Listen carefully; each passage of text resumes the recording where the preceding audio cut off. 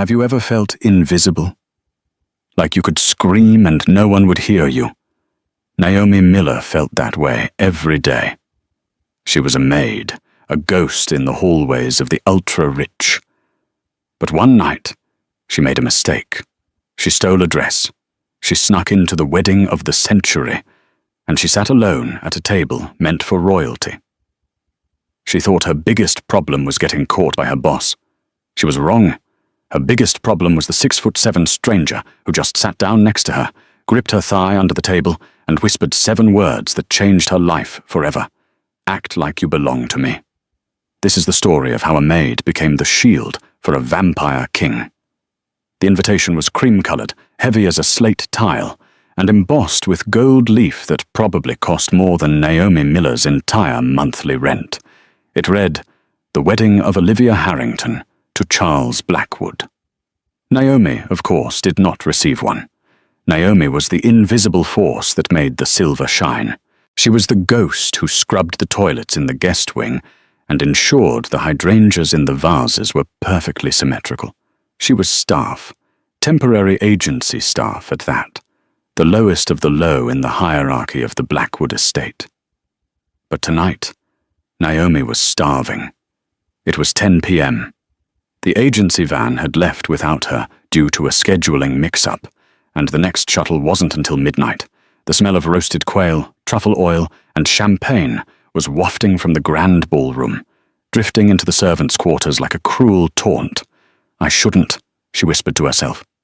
She stood in the laundry storage room, staring at the rack of lost and found items that guests had left behind over the years. High society guests were careless. They discarded couture like used napkins. Her eyes landed on a deep emerald silk gown. It was simple, backless, and likely left behind because of a tiny tear in the hem. Naomi stripped off her grey uniform. The silk felt like cool water against her skin. It fit dangerously well. She pinned her unruly brown hair up with a stray clip, grabbed a half-empty glass of champagne left on a hallway tray, and walked towards the double doors. Just one plate, she told herself. I'll blend in, eat at the back, and leave. The ballroom was a sea of diamonds and fake smiles. A live orchestra played something by Debussy. Naomi kept her head down, her heart hammering against her ribs like a trapped bird. She found a round table in the shadowy back corner, mostly obscured by a massive floral arrangement of white roses. It was empty. She sat, her stolen dress rustling. A passing waiter, someone she didn't recognize from her shift, dropped a plate of prime rib and garlic mash in front of her without making eye contact. Thank God, she breathed, picking up a silver fork. She had just taken her first bite of the most delicious potato she had ever tasted when the air in the room seemed to drop 10 degrees. The chatter in the ballroom didn't stop, but it changed. The frequency shifted from jovial gossip to a low, nervous hum. Naomi looked up. Standing at the entrance of the ballroom was a man. No, man felt like an insufficient word. He was a monolith. He had to be nearly 7 feet tall, his shoulders broad enough to block out the light from the corridor behind him. He wore a tuxedo that was tailored to perfection, but it looked like it was struggling to contain the sheer power of the body beneath it. His hair was the color of obsidian, swept back, revealing a face that was too sharp, too pale, and too predatory to be handsome in a comforting way. It was a beautiful, terrifying face. He scanned the room. His eyes were dark, but they caught the chandelier light and flashed a strange amber violet. He started walking. The crowd parted. People didn't just move, they recoiled instinctively, like animals sensing a predator. Naomi watched, fork frozen halfway to her mouth. Who is he? He wasn't walking toward the head table. He wasn't walking towards the bar. He was walking straight towards the back corner, towards the shadows, toward her. Don't look at him, her brain screamed. You're a maid. You're stealing food. If he looks at you, he'll know. She dropped her gaze to her plate, her hand trembling. The heavy footsteps stopped. The chair next to her, the heavy oak chair that should have scraped against the floor, slid back silently. A massive presence filled the space beside her. The scent hit her first. Rain, iron, and expensive scotch. He sat down. Naomi stopped breathing. She stared at her potatoes, waiting for him to tell her to get out, waiting for security. Instead, a hand, large, pale, and ringed with heavy silver, slid under the tablecloth. Naomi gasped, her body locking up. The hand clamped onto her thigh. It wasn't a caress. It was a grip. Hard. Possessive. Painful enough to bruise. His fingers were freezing cold, like marble in winter. He leaned in, his lips brushing the shell of her ear. His voice was a low rumble that vibrated through her entire skeleton. "Do not scream," he whispered. "Do not move." Naomi's eyes watered. "Who? There are 3 men by the orchestra pit, with silver knives in their jackets, who want to cut my throat," he said, his tone conversational as if discussing the weather. "If they see me alone, they will attack, and this wedding will turn into a slaughterhouse." His grip on her thigh tightened, his thumb pressing into the soft flesh. "Smile, Naomi," he commanded. He knew her name. How did he know her name? "Act like you are with me," he hissed, the urgency finally bleeding through his calm facade. "Act like you belong to me, and you might survive the night." Naomi looked up. Across the room, near the band, 3 men in grey suits were staring right at them. One of them reached into his jacket. She looked at the giant beside her. He turned his head, and for the first time, she saw his eyes up close. They weren't just violet. The pupils were slits. "Kiss me," he said. "What?" Naomi squeaked. "Kiss me, or we both die." Naomi Miller had never kissed a man who could crush a wineglass with 2 fingers, let alone a man who radiated an aura of lethal danger. But fear is a potent motivator. She didn't initiate it. He did. Maddox. She didn't know his name yet, but her mind supplied the name Monster, cupped her jaw with his free hand. His thumb traced her cheekbone, a touch that was surprisingly gentle compared to the iron grip on her leg. He tilted her head back and brought his mouth down on hers. His lips were cold, firm, and tasted of metal. It wasn't a romantic kiss. It was a tactical maneuver. It was a claim. But as his mouth moved against hers, something strange happened. The terror in Naomi's chest didn't vanish, but it spiked into something else. Adrenaline? Heat? A jolt of electricity shot down her spine.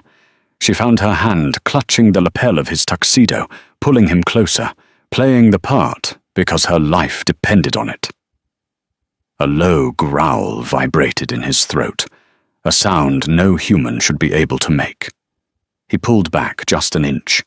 His eyes were blown wide, the violet irises swirling. He looked at her, not as a shield, but as if he had just discovered she was edible. "Good," he murmured, his voice rougher now, very convincing. He glanced toward the orchestra pit. "They are hesitating. They think you are my companion. They know I wouldn't bring a human I cared about into a war zone. They are confused." "Who are you?" Naomi whispered, her voice trembling. "And how do you know my name?" He picked up a glass of red wine, swirling it. "I read it on your agency badge before you took it off in the laundry room. You have sloppy situational awareness, Naomi." She went pale. "You saw me." "I see everything," he said. "My name is Maddox Vane, and right now you are the only thing keeping the peace in the Principality of Valoria." "I'm a maid," she hissed. "I'm nobody." "To them," Maddox nodded toward the men in grey, "you are my weakness, and that makes you the most important person in this room." Suddenly the music swelled. The orchestra shifted from background ambiance to a waltz. Maddox stood up. The sheer height of him was overwhelming. He extended a hand. "We have to move. If we stay static, they will flank us. Dance with me." "I can't dance," Naomi protested, clutching the table. "I don't know how to waltz." "I will lead," Maddox said, and there was no room for argument in his tone. "You just have to keep your feet on the floor." He pulled her up. Naomi stumbled, but he caught her, pulling her flush against his hard body. He felt like a statue wrapped in wool. He guided her onto the floor, sweeping her into the crowd of spinning couples. He was graceful, impossibly graceful for a man of his size. He moved like smoke. Naomi found herself following his lead instinctively. His right hand was splayed across the small of her back, burning through the thin silk of the stolen dress. "Who are those men?" Naomi asked, trying to keep her voice steady as they spun. "Hunters," Maddox said. "Members of the Order of St. George. Fanatics who believe my kind should be extinct." "Your kind?" Naomi asked, though deep down she already knew. The cold skin, the strength, the eyes. Maddox looked down at her, a smirk playing on his lips. It made him look devastatingly handsome. "I think you've guessed, Naomi. You're a smart girl. You stole a dress to eat prime rib. That shows initiative." "Vampire," she breathed. "King," he corrected. "The vampire king of the Western Territories, to be precise. Though currently my throne is being contested." They spun near the edge of the dance floor. Naomi saw one of the grey-suited men pushing through the crowd. He held a champagne flute, but his eyes were locked on Maddox's back. "They're coming," Naomi whispered, clutching his shoulder tighter. "I know," Maddox said. "Hold on tight." "Why?" "Because we are leaving." "Leaving? The doors are on the other side." "Not those doors." Maddox spun her one last time, gaining momentum. He moved them toward the floor-to-ceiling glass doors that led to the balcony overlooking Lake Como. The doors were closed and latched. "Maddox, the glass!" Naomi screamed. He didn't slow down. He didn't even flinch. He simply curled his body around hers, shielding her completely, and slammed his shoulder into the reinforced glass. Crash! The sound was deafening. Shards of glass exploded outward like diamonds in the moonlight. Screams erupted from the ballroom. Naomi felt the rush of cold night air. They were falling. The balcony was 3 stories up. She screamed, squeezing her eyes shut, waiting for the impact, waiting for death. But the impact was heavy, bouncy. They landed in the perfectly manicured hedge maze below. Maddox took the brunt of the fall, his body absorbing the force that would have shattered a human's bones. He rolled, clutching her to his chest, and sprang to his feet in one fluid motion. He wasn't winded, he wasn't bleeding. He looked exhilaratingly alive. "Can you run?" he asked. Naomi was hyperventilating. "You jumped through a window, and now we run," he said. He grabbed her hand. "Wait!" Naomi dug her heels into the dirt. "I can't go with you. I have a shift tomorrow. My life is here. I'm just the maid." Maddox stopped. He looked at the shattered window above. 3 heads appeared over the ledge. Silencers coughed, fut, fut, fut, and bullets kicked up dirt inches from Naomi's feet. Maddox grabbed her waist and hoisted her over his shoulder like a sack of flour. "Your shift is cancelled," he growled, breaking into a sprint that was faster than any Olympic athlete. "You saved a king tonight, Naomi. And unfortunately for you, the hunters saw your face. You are part of my world now." "Put me down," she screamed, pounding on his massive back. "Not a chance," Maddox Vane said, disappearing into the darkness of the Blackwood Estate woods. "Now stay quiet. The wolves are out." The world was a blur of shadows and wind. Naomi had squeezed her eyes shut, terrified that if she opened them she would see the ground rushing beneath her at an impossible speed. Maddox didn't run like a man. He moved like a predator, closing in on a kill, his strides devouring the distance. Finally the rhythm changed. The muffled thud of boots on forest floor turned into the crunch of gravel. He stopped abruptly, and the sudden stillness was more jarring than the motion. "Open the door," Maddox commanded, his voice tight. Naomi opened her eyes. She was still draped over his shoulder, her view consisting of the back of his tuxedo jacket, which was now dusted with pollen and dirt. She wiggled, and he slid her down to her feet. They were parked on a service road hidden by a dense thicket of pines. In front of them sat a car that looked less like a vehicle and more like a weapon carved from midnight steel, a vintage Aston Martin, but modified. The windows were tinted so dark they looked like voids. "Get in," he said, moving to the driver's side. He wasn't even breathing hard. "I am not getting in that car," Naomi said, her voice shaking but her chin high. The adrenaline was wearing off, replaced by a cold, sharp anger. "You just kidnapped me. That is a felony. I am going to walk back to the road, hitchhike to the estate, get my purse, and go home." Maddox paused with his hand on the door handle. He looked over the roof of the car at her. The moonlight caught the sharp angles of his face, making him look ancient and weary. "Naomi," he said quietly, "do you think those men back there care about felonies? They are cleaners. They saw you helping me. In their eyes, you are a collaborator. If you go back to that estate, you won't make it to the servants' entrance before a silencer puts a bullet in the back of your head." Naomi froze. The image was graphic, but the flat, unemotional way he said it made it terrifyingly real. "But I didn't do anything," she whispered. "I just wanted dinner." "And Helen of Troy just wanted a vacation," Maddox muttered, opening the door. "Fate is rarely fair. Get in the car, Naomi, please." The please threw her off. It wasn't a beg. It was a warning, wrapped in courtesy. She got in. The interior smelled of leather and ozone. As soon as the door clicked shut, the silence was absolute. The car was soundproofed. Maddox slid into the driver's seat, the leather creaking under his frame. He pushed a button, and the engine roared to life, a deep, guttural growl that vibrated through the floorboards. He drove with one hand on the wheel, the other resting on the gear shift. He drove fast, weaving through the mountain roads with a terrifying precision. "Where are we going?" Naomi asked after 10 minutes of suffocating silence. She was hugging her arms, realizing how cold she was in the backless stolen dress. Without a word, Maddox reached into the back seat, grabbed a cashmere coat, and tossed it into her lap. "Put that on. You're shivering. It disturbs my focus." "Where are we going?" she repeated, pulling the coat around her. It smelled like him. Rain and expensive scotch. "Safe house," he said. "My penthouse in the city. The Blackwood estate is compromised. Someone tipped the order off that I would be there." "Why were you there?" Naomi asked. "If you're a vampire king, why go to a human wedding?" Maddox glanced at her in the rearview mirror. His eyes were no longer glowing violet. They had settled into a deep, stormy grey. "Because Charles Blackwood, the groom, owes me a great deal of money. And because I was told it was neutral ground. A lie, obviously." He gripped the steering wheel tighter, the leather groaning. "Someone in my inner circle betrayed me. Only 3 people knew I was attending that wedding." Naomi looked out the window at the passing trees. Her life, her boring, safe, struggling life, felt light years away.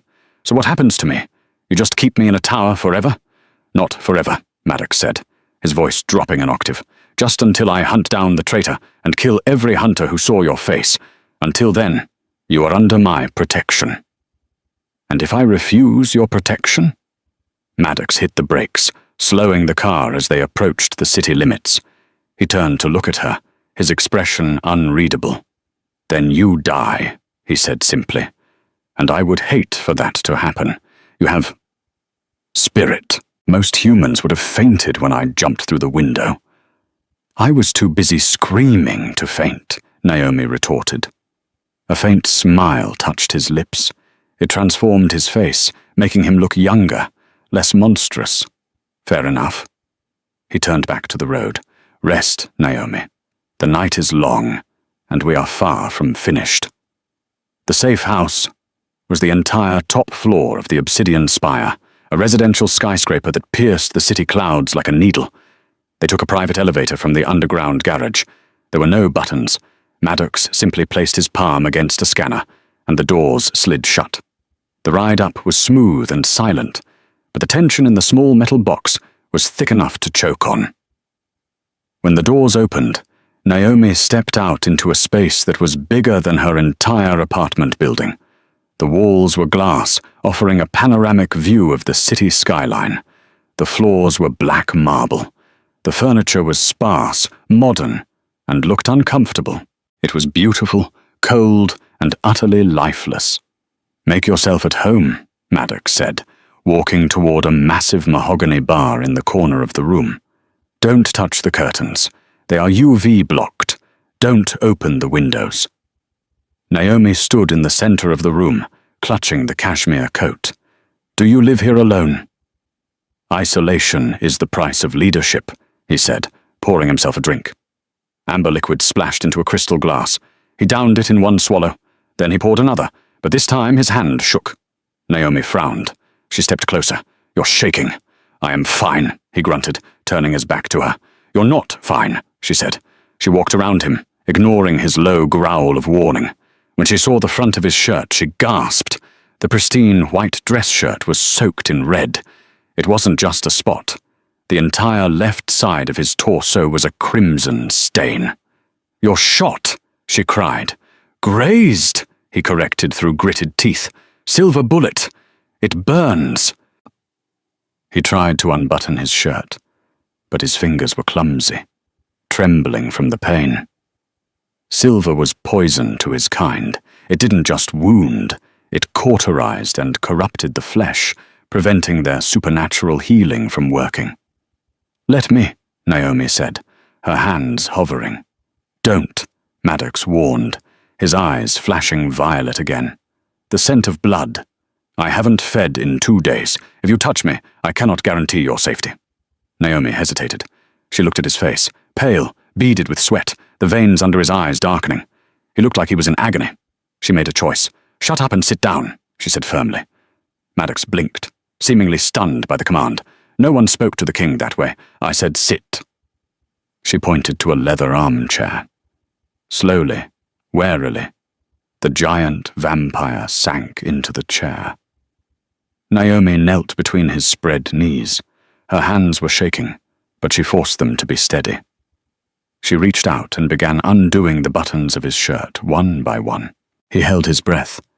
She could feel the heat radiating off him, a feverish, unnatural heat. She pulled the shirt open. The wound was ugly. A furrow along his ribs, blackened at the edges, sizzling faintly. "I need a first aid kit," she said. "Tweezers, alcohol, bandages." "Bathroom," he rasped, jerking his head toward a hallway. "Cabinet under the sink." Naomi ran. She returned moments later with a sleek black box. She knelt back down, the silk of her stolen dress pooling on the marble floor. "This is going to hurt," she said, holding the tweezers. "Do it." She worked quickly. There were fragments of the silver casing stuck in the wound. Every time she dug one out, Maddox's hands gripped the arms of the chair, so hard the leather tore with a loud rip. A low, guttural noise rumbled deep in his chest, part groan, part snarl. "Almost done," she whispered, sweating now. The proximity to him was overwhelming. He smelled of blood and power.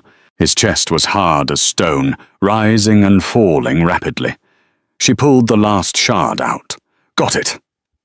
Maddox let out a long exhale, his head falling back against the chair. "Thank you."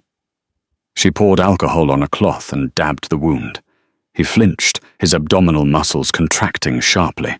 "Why are you helping me?" he asked, his eyes closed. "I kidnapped you. I am a monster." "You saved me from the glass," Naomi said softly, taping a bandage over his side. "And you didn't leave me in the woods." She sat back on her heels, wiping her hands on a towel. "And I don't think you're a monster. I think you're just lonely." Maddox opened his eyes. He looked at her, really looked at her, with an intensity that made her breath hitch. He leaned forward, minimizing the space between them. His hand came up, hovering near her face. "You have no idea what I am," he whispered. His gaze dropped to her neck. Naomi could feel her pulse hammering there, a frantic drumbeat against her skin. She knew he could hear it. She knew he could smell it. "Maddox," she said, her voice barely audible. He leaned closer. His lips parted, revealing the sharp points of his fangs. They were fully extended now. He was starving, and she was right there. "Run," he groaned, his voice thick with hunger. "Naomi, run to the bedroom and lock the door." "No," she said. She didn't know why she said it. Maybe it was the adrenaline. Maybe it was the way he had looked at her in the ballroom, like she was the only person in the world. She reached out and placed her hand on his cheek. His skin was ice cold. "I'm not afraid of you." Maddox made a noise that sounded like a sob. He turned his face into her palm, inhaling her scent deeply. For a moment, she thought he was going to bite her hand. Instead, he kissed her palm, a gentle, reverent kiss. Then the elevator chimed. The sound shattered the moment like a hammer hitting glass. Maddox stiffened, his eyes snapping towards the entrance. The violet haze vanished instantly, replaced by the cold, predatory sharpness of the king. He stood up, pulling his ruined shirt together, positioning himself in front of Naomi. "Who is it?" Naomi asked, scrambling to her feet. "Stay behind me," Maddox commanded. The elevator doors slid open. A woman stepped out. She was stunning, tall, with platinum blonde hair cut in a sharp bob, wearing a white power suit that cost more than Naomi's life earnings. She looked like an ice sculpture brought to life. She smiled, but it didn't reach her eyes. "Maddox," she purred, her voice smooth as silk. "You look terrible. I heard the wedding was a disaster." Maddox didn't relax. "Veronica, I didn't give you access to the penthouse." "I have my ways," she said, walking into the room, her heels clicking on the marble. Her eyes landed on Naomi, peering out from behind Maddox's massive frame. Veronica's eyebrows rose. "And who is this? Take out?" "She is with me," Maddox growled.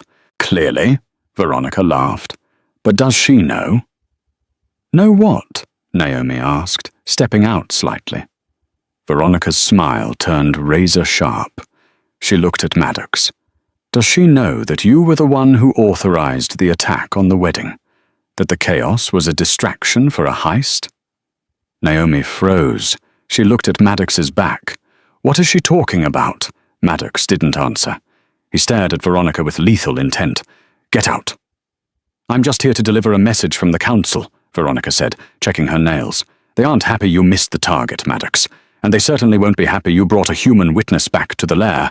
You know the rules, and no witnesses."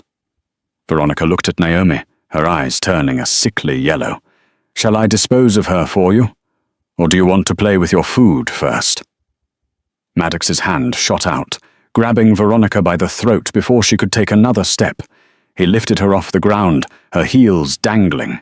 "Touch her," Maddox snarled, his voice vibrating the glass walls, "and I will tear your head from your shoulders." Naomi watched in horror. The maid, the monster, and now the rival. The night had only just begun. Maddox tightened his grip. Veronica clawed at his wrist, her perfectly manicured nails scraping uselessly against his skin. Her face was turning a shade of violet that matched his eyes. "Drop her," Naomi said. Her voice was quiet, but it cut through the room like a whip. Maddox froze. He looked back at Naomi, his eyes wild with a mixture of rage and pain. "She will kill you the moment I let go," Maddox snarled. "If you kill her, you prove them right," Naomi said, her hands trembling as she pulled the cashmere coat tighter around herself. "You prove you're just a monster." Maddox hesitated. The muscle in his jaw jumped. With a growl of frustration, he flung Veronica backward. She flew across the room, crashing into a heavy velvet armchair, gasping for air, rubbing her bruised throat. "You are soft, Vane," Veronica wheezed, standing up and smoothing her skirt. "That's why the council wants you gone. You've let your humanity bleed back in." "Get out," Maddox said, his voice low and deadly. "Tell the council to come for me themselves. Stop sending messengers." Veronica laughed, a harsh, jagged sound. She looked at Naomi with pity. "He didn't tell you, did he, sweetie? He didn't tell you why he needed a distraction at the wedding." "Don't," Maddox warned, stepping forward. "He was stealing the Blackwood ledger," Veronica spat out. "A list of every corrupt official in the city. He needed chaos. He needed a scene. He probably hired those hunters to scare the crowd, but he lost control of them. You weren't a damsel he saved, darling. You were the collateral damage of a botched robbery." Naomi felt the blood drain from her face. She looked at Maddox. He didn't deny it. He just looked away, staring at the city lights. "Is that true?" Naomi asked, her voice breaking. Veronica didn't wait for an answer. She walked to the elevator. "They're coming, Maddox. Not the council, the cleaners. You have maybe an hour before this glass tower becomes your coffin." The doors slid shut, and she was gone. The silence that followed was suffocating. Naomi stared at the man she had just nursed back to health. "Did you hire the men who tried to kill us?" she asked. "No," Maddox said immediately, turning to face her. "I did not hire the hunters. That part was a lie. But I did go there to steal the ledger, and I did hope for a distraction. I just didn't expect it to be a massacre." "So I was just a prop," Naomi said, stepping back. "Act like you belong to me." "It was just camouflage." "At first," Maddox said, taking a step toward her. He looked devastated. The wound on his side was bleeding through the bandage again. "At first, yes, you were a shield. But Naomi, when we jumped, when I carried you through the woods, that wasn't the plan, that was instinct." "I want to go home," Naomi said, tears pricking her eyes. "I want to go back to scrubbing toilets and being invisible. I don't want to be part of your war." "You can't," Maddox said sadly. "You saw the ledger." "I didn't see anything." "You saw me," he corrected, "and you saw Veronica. You are marked now. If you leave this penthouse, you are dead." Suddenly the lights in the penthouse flickered and died. The entire floor plunged into darkness. Outside, the city skyline glittered mockingly. Inside, the only light came from the emergency red strip lighting along the floor. Click! The sound came from the heavy security doors of the elevator. They were locked, but someone was overriding the system. "They're here," Maddox whispered. He swayed on his feet, his hand clutching his side. The silver poison was spreading. He was burning up. "Who?" Naomi asked, panic rising. "The cleaners. Elite mercenaries. They cut the power to bypass my sensors." Maddox fell to one knee, groaning. I can't fight them like this." Naomi looked at the door. She looked at the giant man kneeling on the floor, weak, bleeding, and hunted. He had lied to her. He had used her. But he had also shielded her body with his own when they went through the glass. "What do you need?" Naomi asked, dropping to her knees beside him. Maddox looked up. His eyes were dull, the violet light fading to a muddy grey. His fangs descended, sharp and white against his pale lip. "Blood!" he rasped. "I need blood to heal, to fight." Naomi looked at her wrist. She looked at his mouth. "If I don't feed," Maddox whispered, "we both die in this room." The elevator doors began to warp. Sparks flew as a blowtorch cut through the steel lock mechanism. Naomi Miller made a decision. She wasn't a maid anymore. She wasn't invisible. She was the only thing standing between a king and his execution. She pulled the collar of her stolen silk dress down, exposing the curve of her neck. "Do it," she said, her voice shaking but firm. Maddox stared at her neck. The veins were pulsing, a siren song of life. He shook his head. "No, I might kill you. I'm too hungry. I can't control it." "Trust me," Naomi said. She reached out and grabbed his hair, pulling his face toward her neck. It was a bold move, one that surprised even her. "You said I belong to you. Then take what you need to save us."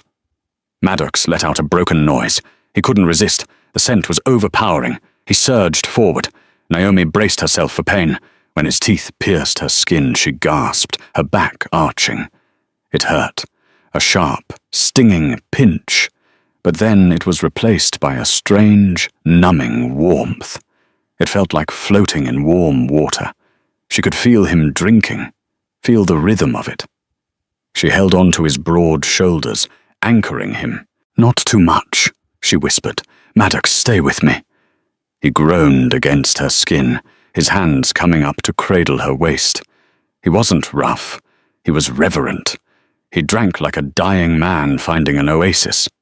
Naomi felt lightheaded. The room spun. "Maddox, stop!" He pulled away instantly.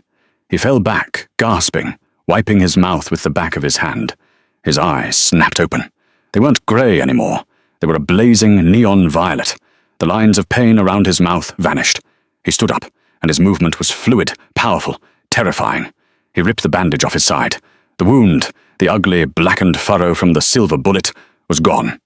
The skin was knit together perfectly, without even a scar. "Stay here," Maddox commanded. His voice was no longer a rasp. It was thunder, clang. The elevator doors were kicked inward. 4 men in tactical gear stormed into the penthouse. They wore night vision goggles and carried assault rifles loaded with incendiary rounds. "Target acquired," the leader shouted. "Terminate the—" He never finished the sentence. Maddox moved faster than Naomi's eyes could track. He was a blur of shadows. He didn't run. He teleported. One moment he was by the bar. The next he was in the center of the tactical team. It wasn't a fight. It was a dismantling. Maddox grabbed the barrel of the first rifle and bent it upward like it was made of licorice. He backhanded the soldier, sending him flying 30 feet through the air to crash through the glass coffee table. The other three opened fire. Bang, bang, bang! Bullets struck Maddox's chest, but they just flattened against his skin and fell to the floor like useless coins. He laughed, a dark, terrifying sound. "You come into my home?" Maddox roared. "You threaten my territory?" He grabbed two of the men by their tactical vests and slammed their heads together with a sickening crunch. They dropped to the floor, unconscious. The last man, the leader, dropped his gun and pulled a silver knife. He lunged. Maddox caught the man's wrist mid-air. He twisted. The bone snapped loudly. The man screamed. Maddox lifted the man off the ground by his broken wrist, bringing him eye level. "Who sent you?" Maddox asked calmly. "Was it Veronica?" "Go to hell," the man spat. "I'm already there," Maddox said. "I'm the king of it." He threw the man toward the open elevator shaft. The mercenary scrambled, catching the edge just before falling. He hung there, dangling over the abyss of the elevator shaft. "Tell your masters," Maddox called out to the dangling man, "that if they come for me again, I won't leave survivors. And tell them the girl is off limits. She is under the protection of the Vane bloodline." Maddox kicked the elevator button.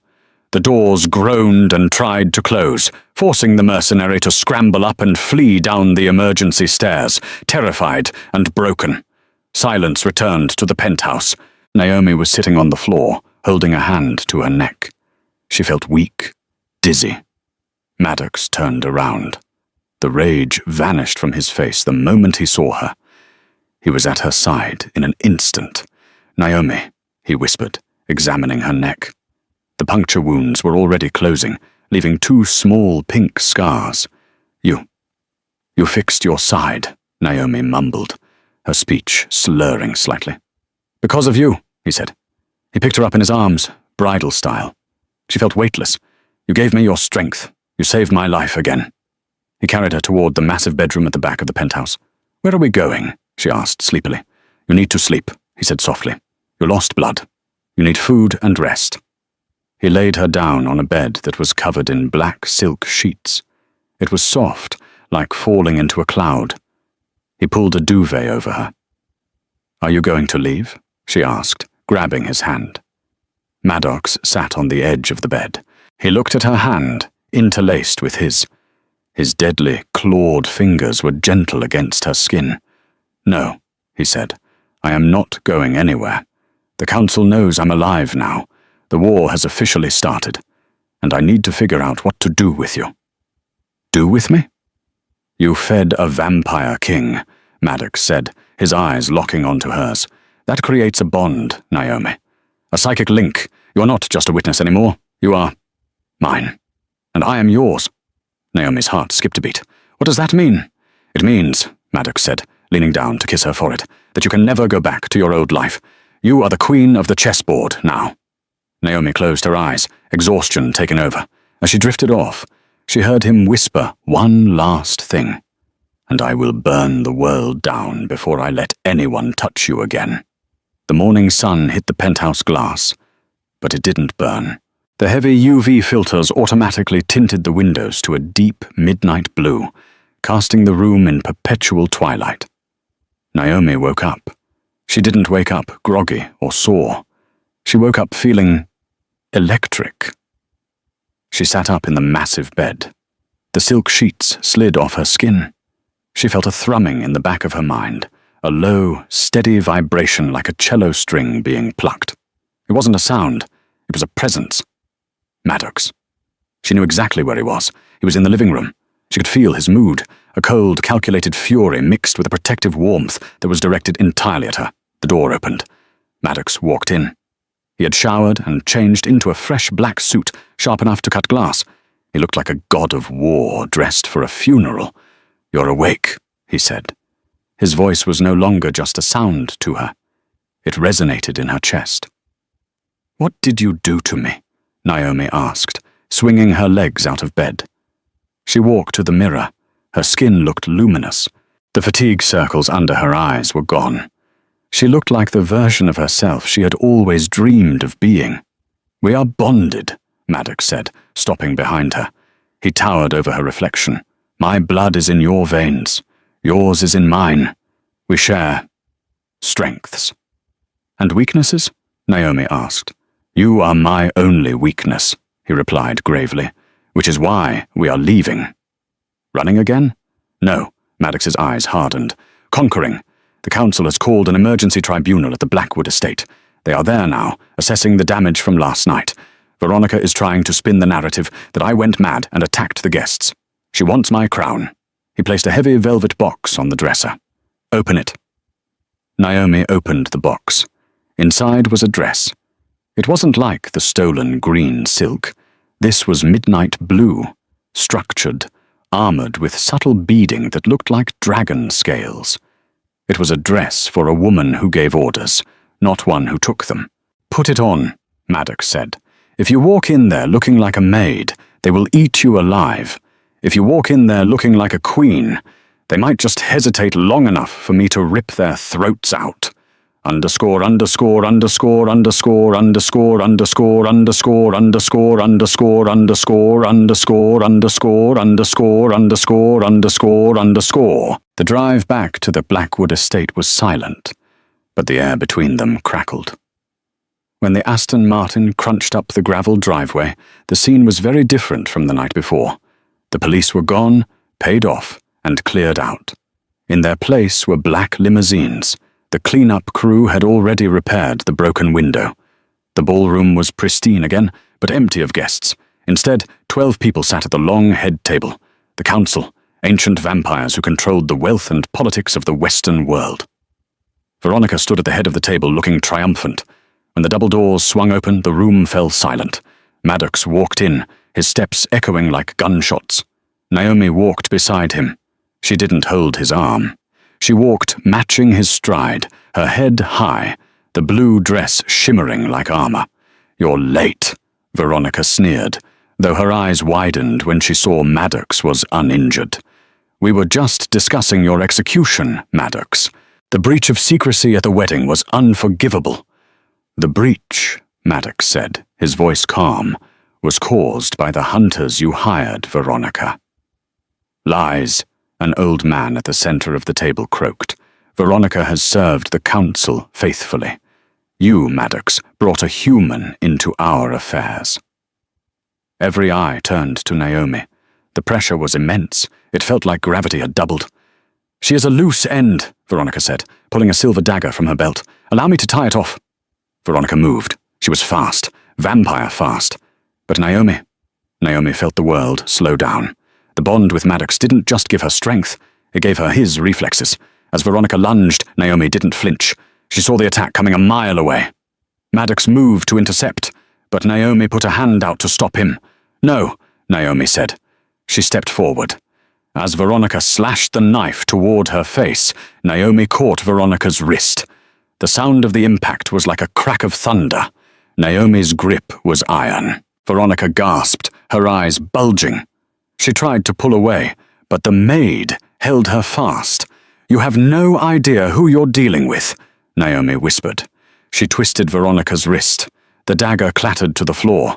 Naomi shoved her, sending the vampire stumbling back into the table, knocking over a pitcher of water. The council gasped. A human overpowering a vampire. It was impossible unless— "She is bonded," the old man whispered, standing up. "A blood oath." Naomi looked at the table of monsters. She realized then that money and titles didn't matter here. Only power mattered. And standing next to Maddox, she had infinite power. "I am not a loose end," Naomi announced, her voice steady and ringing clear in the vast hall. "I am Naomi Miller. I am the one who pulled the silver from his side. I am the one who gave him the strength to survive your hit squad. and I am the one who stands with the king." She picked up the silver dagger from the floor and slammed it into the wood of the table, right in front of the old man. "Maddox didn't come here to ask for forgiveness," Naomi said, looking at Maddox. He was smiling, a dark, proud smile. "He came here to accept your resignation." "Resignation?" Veronica screeched, clutching her wrist. "The ledger," Maddox said, pulling a small black flash drive from his pocket. He tossed it onto the table. "I didn't just steal the guest list last night. I hacked the Blackwood server. This drive contains the financial records of every council member here. The money laundering, the trafficking, the bribes." The room went deathly pale. "If I die," Maddox said pleasantly, "or if she is harmed, that information goes to the FBI, the Interpol, and the press. The masquerade ends. You all burn." The old man stared at the drive. Then he looked at Maddox. Finally, he looked at Naomi. He slowly sat back down. "Veronica," the old man said, his voice dry, "you are relieved of your command." "What?" Veronica screamed. "He's bluffing!" "He is the king," the old man said, bowing his head slightly toward Maddox, "and it appears he has chosen a formidable queen. We accept the new arrangement." Two guards stepped forward and seized a screaming Veronica, dragging her out of the room. Maddox walked to the head of the table. He didn't sit. He just rested his hand on the back of the chair. "The throne." He turned to Naomi. He held out his hand. "Naomi," he said, "come." Naomi looked at the hand. It was the same hand that had gripped her thigh under the table just 24 hours ago, when she was nobody. Now, it was an invitation to rule the night. She took his hand. He pulled her close, kissing her knuckles in front of the most dangerous creatures on earth. "Act like you belong to me," she whispered, repeating his first command. Maddox shook his head, his violet eyes blazing. "No, you don't belong to me, Naomi. You belong with me." Naomi smiled. She looked out at the room of bowing vampires. The maid was gone. "Well then," Naomi said, "let's get to work." Naomi Miller went to a wedding to steal a meal and ended up stealing the heart of a king. In 24 hours, she transformed from an invisible servant scrubbing floors into the matriarch of the most powerful vampire dynasty in the West. It wasn't just the blood exchange that saved her. It was her courage. When the world told her to freeze, she ran. When the monsters told her to cower, she fought. Maddox Vane found the one thing he couldn't buy with power or immortality. A partner who loved him not for his crown, but for the man beneath the monster. They ruled together, terrifying and just, proving that sometimes the person sitting alone in the shadows is the most dangerous person in the room. The wedding feast was just the appetizer. Their reign was the main course, and that is how a stolen dress and a stolen seat turned into a throne. Naomi went from holding a mop to holding the leash of the underworld. Now I have a question for you guys. If a giant vampire king sat next to you and whispered, "Act like you belong to me," would you have played along like Naomi, or would you have screamed and blown his cover? Be honest. Let me know in the comments below. If you enjoyed this roller coaster of a romance, please smash that like button. It really helps the channel. And if you want more stories about ordinary people finding extraordinary love in the darkest places, hit subscribe and ring that bell so you'll never miss a part. Thanks for watching. And remember, be careful whose table you sit at. You never know who's watching from the shadows.